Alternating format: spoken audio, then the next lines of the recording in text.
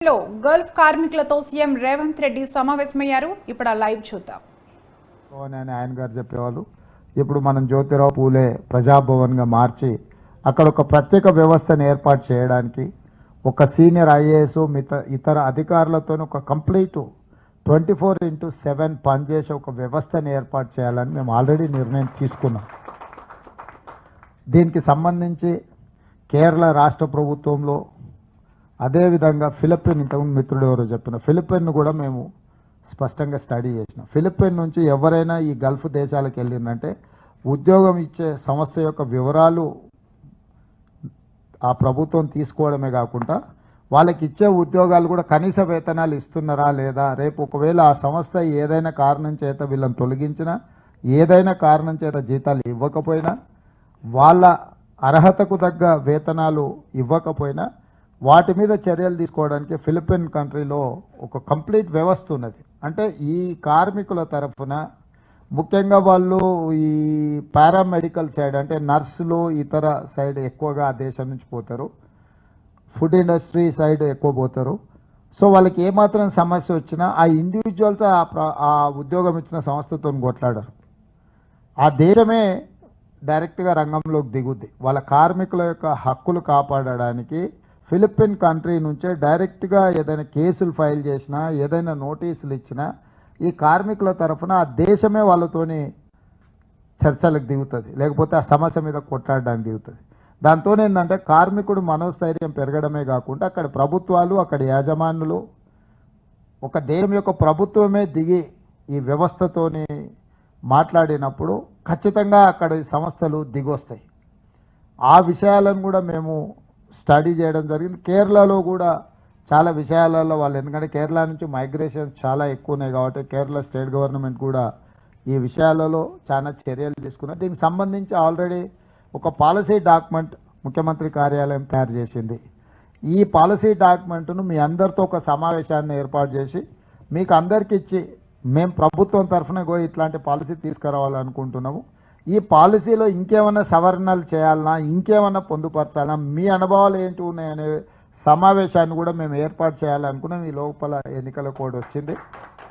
తొందరలోనే ఎన్నికల కోడ్ అయిపోయిన తర్వాత ఇప్పుడు ఈ సమావేశం మీరు ఏర్పాటు చేసిన మేము వచ్చినాం.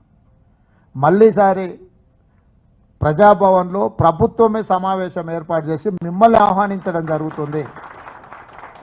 అక్కడ మేము తెలంగాణ స్టేట్ గవర్నమెంట్ పాలసీ డాక్యుమెంట్ను మీకు ఇస్తాం. అంటే మా ప్రభుత్వము మాకున్న సమాచారం మేరకు, మీరు ఇచ్చిన వివరాల మేరకు మేము ఈ రకంగా ముందుకు వెళ్ళాలనుకుంటున్నాము.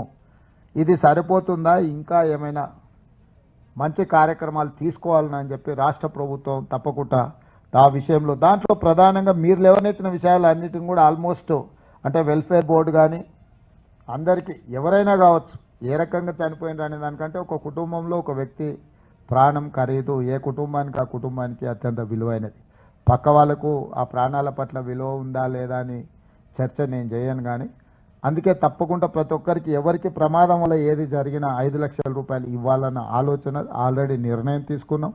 దానికి సంబంధించి అదేవిధంగా ఇక్కడి నుంచి ఈ అనుభవం లేని లేకపోతే అబద్ధాల ప్రాతిపదికన ఏజెంట్లు మిమ్మల్ని అక్కడికి పంపించిన తర్వాత విజిటింగ్ వీసాలో ఇతర వీసాలలో అక్కడికి పోయిన తర్వాత వర్క్ పర్మిట్ లేకుండా, లేకపోతే అక్కడ ఉన్న ఇక్కడ నుంచి ఏదైతే సంస్థ కోసం మీరు అక్కడికి వెళ్తే ఆ సంస్థనే అక్కడ మనుగడలో లేకపోవడం, ఇట్లాంటి సమస్యల నుంచి బయటపడే లేకపోతే ఏదైనా కేసుల్లో ఇరుక్కుంటే కూడా ఏ రకంగా న్యాయపరమైన సహాయం అందించాలి, అంటే ఇక్కడ ఎంపానల్ చేసి కొంతమంది అడ్వకేట్లను పెట్టి ఏదైనా లీగల్ అసిస్టెన్స్ కూడా ఏ విధంగా ఇవ్వాలనే దాని మీద కూడా మేము చర్చించుకోవడం జరిగింది. ఇదే కాకుండా ప్రధానంగా నేను నమ్మేది విశ్వసించేది ఏజెంట్లకు ఒక చట్టబద్ధత ఉండాలి. రాష్ట్ర ప్రభుత్వం గుర్తింపు కార్డు ఉన్నవాడే ఏజెంటు. అతను ఎక్కడ ఏ వ్యవస్థలతో ఏ సంస్థలతో మాట్లాడుతుండో ఆ యొక్క సంస్థల యొక్క వివరాలు కూడా ప్రభుత్వం దగ్గర నమోదు చేయించే విధంగా చర్యలు తీసుకోవాలని మేము చర్చించుకున్నాం. ఇక్కడుండే వాళ్ళకు కూడా ఆదరాబాదరాగా వాళ్ళు వెళ్ళిపోయి అక్కడికి పోయిన తర్వాత ఆ పరిస్థితులు అర్థంగా కూడా ఇరుక్కునే వాళ్ళు ఉంటారు. వాళ్ళకు ఒక వారం రోజులు ముందు నుంచే శిక్షణ ఇచ్చి మీరు వెళ్తున్న దేశం ఏది, అక్కడ ఉన్న పరిస్థితులు ఏంది, అక్కడ వ్యవహరించాల్సిన విధానం ఏంది, ఒక వ్యవస్థను ఏర్పాటు చేసి వాళ్ళకి శిక్షణ కూడా ఇవ్వడం ద్వారా కనీసం ఏ దేశానికి వెళ్తుండ్రో వాళ్ళు ఏ ఉద్యోగానికి వెళ్తుండ్రో వాళ్ళకి అవగాహన వస్తుంది ఒకటి. రెండవది అక్కడ యాజమాన్యులతో కానీ ఆ దేశంలో ఉండే పరిస్థితులలో వ్యవహరించే విధానం రెండు. మూడవది ఏదైనా సమస్య వస్తే ఎవరికి ఫిర్యాదు చేయాలనో కూడా వాళ్ళకు ఒక అవగాహన. ఇట్లాంటివి వాళ్ళకు ఒక వారం రోజులు విదేశాలకు వెళ్లే ముందు, గల్ఫ్ కార్మికులకు ప్రధానంగా వెళ్లే ముందు వాళ్ళకు ఒక వారం రోజులు శిక్షణ కార్యక్రమాలు కూడా తీసుకోవాలి, వాళ్ళకి చెప్పాలి, వాళ్ళకి అవగాహన కల్పించాలన్న ఆలోచన కూడా మా రాష్ట్ర ప్రభుత్వం చేస్తున్నది. దానికి సంబంధించి కూడా కొన్ని నిర్ణయాలను మేము తీసుకోవాలనుకున్నాం. ఎందుకంటే ఎవరైనా ఒక మంచి భవిష్యత్తు కోసమే ఇతర ప్రాంతాలకు వలసపోతున్నారు. అక్కడికి వెళ్ళిన తర్వాత ఇక్కడున్న పరిస్థితుల కంటే దుర్భరమైన పరిస్థితులలో ఇరుక్కోవడానికే కారణం కొంత అవగాహన లోపం, కొన్నిసార్లు తీసుకెళ్లిన ఏజెంట్ల మోసాలు. కాబట్టి ఏజెంట్ల చేతుల్లో చిక్కుకొని మోసపోకుండా వెళ్ళే వాళ్ళని కాపాడాల్సిన బాధ్యత ఈ రాష్ట్ర ప్రభుత్వం తీసుకోవాలి. ఈ మైగ్రేషన్స్ అన్నిటి మీద, ఇమ్మిగ్రేషన్ దగ్గర కూడా ఎవరు వెళ్తున్నా ఖచ్చితంగా రాష్ట్ర ప్రభుత్వం దగ్గర నమోదు చేయించుకోవాలి. ఏ ఏజెంట్ కూడా రాష్ట్ర ప్రభుత్వం దగ్గర నమోదు చేయించకుంటే ఏ కార్మికుని కూడా దేశ సరిహద్దులను దాటించడానికి వీల్లేని ఒక పటిష్టమైన వ్యవస్థను తీసుకురావాలన్న ఆలోచన మా ప్రభుత్వం చేస్తుంది. అదేవిధంగా కొన్ని కుటుంబాల ఆస్తులు వదులుకొని పోతే ఇక్కడ ఆస్తులు మాయమైపోతున్నాయి. లేకపోతే అక్కడ నుంచి ఏదో డబ్బులు పంపిస్తే ఇక్కడ ఏదో కొనుక్కొని తల్లిదండ్రులు తెలిసి తెలియక ఏదో కొనుక్కుంటే ఆ కొనుక్కున్న ఆస్తి వివాదాలలో చిక్కుంటే జీవితకాలం కష్టపడి రూపాయి కూడబెట్టిగా వెనక్కి వచ్చేసి ఎట్లా అవుదాం అనుకుంటే వాళ్ళు ఏమైనా కొనుక్కుంటుంటే, నాట్ ఓన్లీ గల్ఫ్ కార్మికులు అంటే యుఎస్ లాంటి ఇతర దేశాలలో కూడా వాళ్ళు కొనుక్కున్న ఆస్తులకు రక్షణ లేకుండా పోతుంది. సో అట్లాంటి వాటికి కూడా తప్పకుండా ఇక్కడ రక్షణ కల్పించే ఒక వ్యవస్థ అవసరం అనుకుంటే నామినల్గా దానికి ఏదైనా రాష్ట్ర ప్రభుత్వం ఛార్జ్ చేసినా వాళ్ళ అసెట్స్, వాళ్ళ ప్రాపర్టీస్కి కూడా ఒక రక్షణ కల్పించే వ్యవస్థను కూడా తీసుకురావాలన్న ఆలోచన చేస్తున్నాం. వాళ్ళ పేరెంట్స్ కూడా వీళ్ళకి అక్కడేమన్నా అయితే వైద్యం అందించడం కాదు. కొన్నిసార్లు తల్లిదండ్రులు ఉంటారు, పిల్లలు బయటికి పోతారు, ఇక్కడ ఎవరు ఉండరు. వాళ్ళ తల్లిదండ్రులకు ఏదైనా వైద్యం అందించాలన్నా, ఏదైనా సహాయం అందించాలన్నా కూడా వాళ్ళ వివరాలను కూడా నమోదు చేయించి రాష్ట్ర ప్రభుత్వం నుంచి ఏమైనా అందించగలిగిన సహాయం ఏదైనా ఉన్నా కూడా ఇట్లాంటి వాటిని అన్నిటిని కూడా అందించాలన్న ఆలోచన మేము చేయడం జరిగింది. అదేవిధంగా రైతు బీమా, గల్ఫ్ కార్మికుల బీమా అంటే రైతులకు ఏ విధంగా అయితే బీమా అంటే ఇప్పుడు ఈ 5 లక్షల లెక్క ఎట్లయితే ఇక్కడ రైతులకు ఉన్నదో గల్ఫ్ కార్మికుల కోసం కూడా ఏ రకంగా ఎట్లా చనిపోయినా వాళ్లకు ఒక బీమా వసతి కల్పించి ఆ కుటుంబాలను ఆదుకోవడానికి, అదేవిధంగా పెద్దలు జీవన్ రెడ్డి గారు చెప్పినట్టు వాళ్ళ పిల్లల చదువుల కోసం గవర్నమెంట్ రెసిడెన్షియల్ స్కూల్స్లలో వాళ్ళకి ఎడ్యుకేషన్కి ఒక మంచి విద్యను అందించడానికి కూడా కావలసిన చర్యలు తీసుకోవాలన్న ఆలోచన వీటన్నిటిని కూడా మేము చేస్తున్నాం. ఎందుకంటే ఈ ప్రభుత్వం ప్రజలందరూ కష్టపడి ప్రజలు కోరుకొని తెచ్చుకున్న ప్రభుత్వం. ఈ ప్రభుత్వాన్ని చూసి ప్రజలు భయపడకూడదు అనేదే నా ఆలోచన. ఈ ప్రభుత్వం దగ్గరికి వెళ్తే నాకు ఏదైనా సహాయం జరుగుతుంది, సహాయం జరగకపోయినా సలహా అనే ప్రభుత్వం నుంచి దొరుకుతుంది, సమస్యలు సుడిగుండల నుంచి బయటపడడానికి అని ఒక నమ్మకం, విశ్వాసం కల్పించాలన్నదే మా ప్రభుత్వం యొక్క ఆలోచన. మా వల్ల సాధ్యం అవుతుందో కాదో మీ సమస్యల పరిష్కారం, కనీసం మీ సమస్యల్ని వినడానికి కూడా మాకు ఓపిక లేకపోతే మేము మిమ్మల్ని ఓట్లు అడగడానికి అర్హత ఉందని నేను అనుకోవడం లేదు. అందుకే ఈరోజు సమయం ఇచ్చి మీ దగ్గరకు వచ్చి మీరు చెప్పేదంతా విని ఎంబడే ఎన్నికల దీని మీద మళ్ళీ మేము సమావేశం జూన్ ఎండ్ లోపల అంటే అసెంబ్లీ సమావేశాలు ఎట్లుంటాయి ఇవి ఎట్లుంటాయి ఒకసారి చూసుకొని జూన్ జూలైలో మా పాలసీ డాక్యుమెంట్ తయారు చేసి దీనికి ఒక ప్రత్యేక విభాగం, ఒక సీనియర్ ఐఏఎస్ ఆఫీసర్ను, ఒక వ్యవస్థను ఇంక్లూడింగ్ పాస్పోర్ట్ తీసుకోవాలన్నా కూడా ఇక్కడికి వస్తే అక్కడ ఒక పాస్పోర్ట్ కౌంటర్ పెట్టి అప్లికేషన్ ఎట్లా నింపాలి నుంచి మొదలు పెడితే మీ పాస్పోర్ట్ ఎట్లా తెచ్చుకోవాలని కూడా సహాయం అందించాలన్న ఆలోచన చేస్తున్నాము. ఎక్కడైతే ప్రగతి భవనం అని ఆయన ఒక్కడు మాత్రమే ఉండి ఎవరికి అనుమతి లేకుండా చేసిండో ప్రతి కార్మికుడు అక్కడికి వచ్చి అక్కడనే ఒక పెద్ద ఆఫీస్, అక్కడ మొత్తం ఆయన బంగ్లాలు కట్టిపెట్టిండు, ఆయన కోసం కట్టుకున్నాడు. ఇప్పుడు నేను ప్రజలకు ఉపయోగిస్తున్న వాటిని. సో ఈ వెల్ఫేర్ బోర్డు అక్కడనే పెడతాం ఆఫీస్ అంతా. ఒక ఐఏఎస్ ఆఫీసరే కాకుండా ఆయన కింద ఒక 10 to 5 ఆఫీస్ ఫంక్షన్ చేసేటట్టు ఎవరు వచ్చినా వాళ్ళని కూర్చోబెట్టి ఏం సంగతి, ఎక్కడికి వెళ్ళాలనుకుంటున్నాం, ఏమనుకుంటున్నాం, నీకు పాస్పోర్ట్ కావాలన్నా పాస్పోర్ట్ కూడా అక్కడ ఒక కౌంటర్ ఇచ్చి పాస్పోర్ట్ అప్లికేషన్ నుంచి దాంట్లో ఏం వివరాలు పొందుపరచాలనో కూడా మీకు అసిస్ట్ చేయడానికి ఒక వ్యవస్థను ఏర్పాటు చేయాలనుకుంటున్నాము.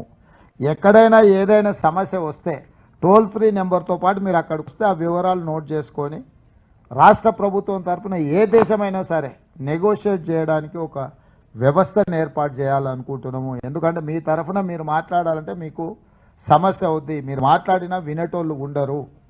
కానీ అదే ఒక రాష్ట్ర ప్రభుత్వమే ఆ దేశంతోని లేకపోతే ఆ ఎంబసీతోని లేకపోతే ఆ సంస్థతోని మాట్లాడడానికి దిగితే సగం సమస్యలు ఆటోమేటిక్గా పరిష్కారం అయిపోతాయి. అట్లాంటి వ్యవస్థను కూడా పకడ్బందీగా మన రాష్ట్ర ప్రభుత్వం ఏర్పాటు చేస్తుంది. తప్పకుండా సెప్టెంబర్ 17 లోపల ఈ వ్యవస్థనంతా పకడ్బందీగా ఏర్పాటు చేసే బాధ్యత నేను తీసుకుంటా అని చెప్పి ఈ సందర్భంగా మీకు అందరికీ నేను మాట ఇస్తున్నాను. అదేవిధంగా ఈ సమస్యలు ఒక రాష్ట్ర ప్రభుత్వం పరిధిలోనే కాదు, విదేశాంగ విధానం కూడుకున్న విషయం ఇది. అంటే రాష్ట్ర ప్రభుత్వ పరిధిలో కొన్ని ఉంటాయి, కేంద్ర ప్రభుత్వ పరిధిలో ఇంకొన్ని ఉంటాయి. ఇది రాష్ట్ర కేంద్ర ప్రభుత్వాలు కలిసి సమన్వయంతో చేయాల్సిన కొన్ని సమస్యలు ఉంటాయి. మరి వీటన్నిటిని పరిష్కరించుకోవాలంటే రాష్ట్రంలో నేనున్నా, కానీ కేంద్రంలో కూడా మీ తరఫున మాట్లాడేటోళ్ళు ఎవరైనా ఉండాలి కదా. అవసరం అనుకుంటే పార్లమెంట్లో లేచి నించొని ఇది మా సమస్య, మా కోరుట్లలో లేకపోతే మా జగిత్యాలలో లేకపోతే మా నిజామాబాదులో మా ఆర్మూర్లోనో మా బోధన్లోనో మా వేములవాడలనో ఎక్కడైనా ఒక సమస్య ఉందిగో ఈ కార్మికుడి పేరు ఇది, ఈ కార్మికుడికి సమస్య ఉంది, దేశంలో ఉంది అని విదేశాంగ మంత్రిని అవకాశం వస్తే మనమే మంత్రులు అవ్వడం, మనమే నిర్ణయాలు చేయడం, మనమే సంతకాలు పెట్టడం ఒక్క అవకాశం. ఆ అవకాశం రానప్పుడు కనీసం మీ తరఫున ప్రశ్నించే వ్యక్తులు అయితే పార్లమెంట్లో ఉండాలి కదా. ఇప్పటి వరకు మీరు చాలా మందిని పంపించారు, మీ తరఫున మాట్లాడిన వాళ్ళు ఉన్నారని నేను అనుకోవడం లేదు. పార్లమెంట్లో కొన్నిసార్లు ఓటమి కూడా మంచి భవిష్యత్తుకు ఒకసారి ఉపయోగపడుతుంది. ఉదాహరణ నేను 2018 శాసనసభ ఎన్నికలలో ఓడిపోయిన తర్వాత మిత్రులు కావాల్సిన వాళ్ళు మిత్రులేమో బాధపడ్డారు, శత్రువులేమో సంతోషపడ్డారు, అయిపోయింది నా పని అని. కానీ 3 నెలలు తిరిగే లోపల ఎన్నికలు వచ్చినాయి. పార్లమెంట్ సభ్యుడైనా ఢిల్లీకి వెళ్ళడం వల్ల దేశానికే పెద్ద పార్లమెంట్కు ప్రాతినిధ్యం వహించే అవకాశం వచ్చింది. వితిన్ 3 monthsలో ప్రజలు విఘ్నులు ఆలోచన చేసిండ్రు, ప్రశ్నించే గొంతుక ఉండాలి అని ఎంబడే నన్ను ఎంపీకి పంపించారు, ప్రశ్నించే గొంతుక ఉండాలని జీవనాన్ని ఎమ్మెల్సీకి పంపించారు మీరు అందరు కలిసి. ఢిల్లీకి వెళ్ళడంతో అధినాయకుల దృష్టిని ఆకర్షించడం కానీ లేకపోతే పార్లమెంట్లో మా యొక్క ప్రయత్నము పార్టీ తరఫున ఉన్న మా కమిట్మెంట్ను చూసి పిసిసి అధ్యక్షుడు అవడం, పిసిసి అధ్యక్షుడు అయిన తర్వాత రాష్ట్ర రాజకీయాలలో జరిగిన మార్పులు మీకు తెలుసు. ఈరోజు ముఖ్యమంత్రి కావడం, 2018 అసెంబ్లీలో ఓడిపోవడం వల్ల 2019లో వచ్చిన అవకాశం వల్ల 2023లో ఈ రాష్ట్రానికి ముఖ్యమంత్రి అయ్యే అవకాశం కాంగ్రెస్ పార్టీ ఇచ్చింది, మీరు అందరు ఇచ్చిండ్రు. నాకెందుకో బలంగా జీవనానికి కూడా అట్లా అదృష్టం వరించి కేంద్రంలో మంత్రి అవుతాడని నేను భావిస్తున్నా. వారక్కడికి వెళ్ళి మాట్లాడాలన్నా, వారక్కడికి వెళ్ళి ఇంకేదైనా పెద్ద హోదాలో కూర్చోవాలన్నా, ఇంతకుముందు మిత్రుడు అన్నట్టుగా పార్టీలకు అతీతంగా దీంట్లో చాలామంది చాలా లైక్లు డిస్లైక్లు ఆర్ ఓరియంటేషన్ ఆర్ అఫిలియేషన్ సిద్ధాంతపరంగానో లేకపోతే వ్యక్తిగతంగా పరిచయాలు మనకు మిత్రులు ఉంటారు. కొన్నిసార్లు మన పార్టీతో సంబంధం ఉండదు, మన మిత్రుడు నిలబడ్డాడంటే ఇంకో వైపు ఉంటారు. కానీ ఈ ఒక్కసారి మాత్రం నేను మీకు చేసే విజ్ఞప్తి, నేను రాష్ట్రమంతా కూడా అడగడంలే, కరీంనగర్ నిజామాబాద్ ముఖ్యంగా నిజామాబాద్లో అక్కడనే సమస్య ఉంది, అక్కడనే మూలం ఉంది, పరిష్కారం కూడా చూపించాల్సింది అక్కడనే. పరిష్కారం చూపించాలంటే మీ తరఫున ప్రాతినిధ్యం వహించే వ్యక్తి పార్లమెంట్లో ఉండాలి. మీరు 100% జీవనానికి అండగా నిలబడి మీరు గెలిపించండి. ఇప్పుడు మీకు చెప్పిన అన్ని పనుల్ని చేసి పెట్టే బాధ్యత నాది. నా గురించి మీకు ఎంతో అంత అయితే అవగాహన ఉంది. కాదు ఉంటే నేను ముందే కాదని చెప్పేస్తాను. నేను మళ్ళీ తిప్పుకోను, మళ్ళీ ఆలోచించండి. సాధ్యం అసాధ్యం అనేది దృష్టిలో పెట్టుకునే సాధ్యమయ్యేదే నేను మాట్లాడతా. ఏదైనా పరిస్థితుల్లో దాన్ని 4 రోజులు ఒకవేళ ఆలస్యం అయిందంటే స్పష్టంగా ఇగో ఈ కారణం చేత ఆలస్యం అవుతుందని చెప్తున్నా. ఇప్పటి వరకు నేను ఇక్కడి వరకు రావడానికి నేను ఒక స్పష్టమైన నిర్ణయంతో ముందుకు వస్తున్నా కాబట్టి ప్రజలు కూడా అర్థం చేసుకొని అవకాశం కల్పించింది. ఇప్పుడు కూడా నేను మీకు అందరికీ ఇంత ఓపికగా ఇక్కడ ఉండి క్రమశిక్షణతోటి చాలాసార్లు నేను ఇట్లాంటి సంఘాల మీటింగులకు పోవాలంటే కొంచెం హెజిటేట్ చేస్తాను. ఎందుకంటే రకరకాలుగా మాట్లాడి అటు ఇటు చేసి కలగపులగం చేసి అసలు సమస్య పక్కకు పోయే అవసరం లేనివి ఎక్కువ చర్చ చేస్తుంటారు. మొదటిసారి క్రమశిక్షణతో పాటు సమస్యకే పరిమితమై మీరందరూ చెప్పినందుకు మిమ్మల్ని అందరినీ నేను మనస్ఫూర్తిగా అభినందిస్తున్నా. ఖచ్చితంగా ఈ సమస్యలు రాష్ట్ర ప్రభుత్వం పరిష్కరించదగినవే. ఇవి పరిష్కారం చేయలేని సమస్యలు కాదు. ప్రభుత్వానికి పట్టింపు లేకపోవడం వల్ల ఇప్పటివరకు ఇవి సమస్యలుగా కొనసాగుతున్నాయి. ఖచ్చితంగా సెప్టెంబర్ 17 లోపల వీటికి సంబంధించిన అన్ని సమస్యలకు ఒక పరిష్కారం చూపించి ఒక సంస్థను ఏర్పాటు చేసి ఎప్పుడైనా మీరు వచ్చి వాళ్ళని కలిసి మీరు ఎవరి తరఫునైనా ఈ ప్రభుత్వాన్ని సంప్రదించే వ్యవస్థను ఏర్పాటు చేస్తానని చెప్పి మీకు అందరికి తెలియజేస్తూ మీ దగ్గర సెలవు తీసుకుంటున్నాం మిత్రులారా.